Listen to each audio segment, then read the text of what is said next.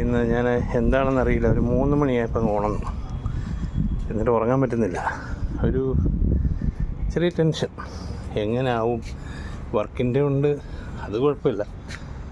ഹെൽത്തിൻ്റെ ഉണ്ട്, അതും കുഴപ്പമില്ല. പക്ഷെ എന്നാലും മൊത്തത്തിലൊരു ഉറങ്ങാൻ പറ്റുന്നില്ല. കുറച്ച് നേരം ആലോചിച്ച്. അപ്പം ഞാൻ പിന്നെ ഒന്നും ചെയ്യാനുള്ള മൊബൈലെടുത്തു. സെർച്ച് ചെയ്തപ്പോൾ എനിക്ക് കിട്ടിയ പാട്ട് അക്കരയ്ക്ക് യാത്ര ചെയ്യും സിയോൻ സഞ്ചാരി, ഓളങ്ങൾ കണ്ട് നീ ഭയപ്പെടേണ്ട. അതാണ് കറക്റ്റ്. നമുക്ക് കാര്യം ഇന്നലെ എൻ്റെ ഒരു അടുത്ത ഫ്രണ്ട് വന്നു. ബിസിനസ്സിൽ വളരെയധികം നല്ല രീതിയിൽ പോയി. ഏകദേശം 10-15 ബ്രാഞ്ചുള്ള ഓഫീസ്, 4000-ഓളം എംപ്ലോയീസ്. പക്ഷേ 10 വർഷം കൊണ്ട് ഗ്രോ ചെയ്ത കമ്പനി ഒറ്റ വർഷം കൊണ്ട് പൊളിഞ്ഞു. ഇപ്പോൾ 10 വർഷത്തോളമായിട്ട് അതിൻ്റെ ക്ഷീണം തീർന്നിട്ടില്ല. അപ്പോൾ പുള്ളി കുറേ വിഷമങ്ങൾ പറഞ്ഞുകൊണ്ടിരുന്നപ്പോൾ എനിക്ക് അതുകൊണ്ടായിരിക്കണം മനസ്സിലൊരു പ്രയാസം ഉണ്ടായത്.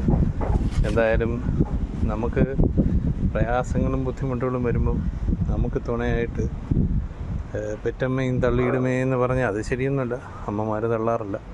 എന്നാലും ദൈവതുല്യനായിട്ട് ആരുമില്ല. ദൈവത്തിനെ കൊണ്ട് പറ്റും. ദൈവം അതിനൊരു സമാധാനം തരും.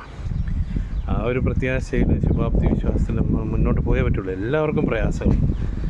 കുരിശിൻ്റെ കഥ പറയുന്ന പോലെ നമ്മുടെ കുരിശ് കൊണ്ട് കൊടുത്തിട്ട് വേറെ നല്ല കുരിശെടുക്കാനുള്ള വകുപ്പുണ്ട്.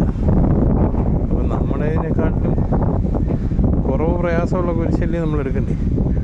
അപ്പോൾ നമ്മൾ നോക്കി വരുമ്പോൾ ആ കുരിശുകളുടെ പെട്ടിക്കകത്ത് നമ്മുടെ അതിൻ്റെ 100 മടക്കിനും പ്രയാസങ്ങളും ദുഃഖങ്ങളും അനുഭവിക്കുന്ന കുരിശുകളുടെ കഥകളേ ഉള്ളൂ. അവിടെ അവസാനം നമ്മൾ തിരിച്ചെടുത്തുകൊണ്ട് വരുന്നത് നമ്മുടെ കുരിശ് തന്നെ ആയിരിക്കും. ദൈവം എല്ലാവരും അനുഗ്രഹിക്കട്ടെ.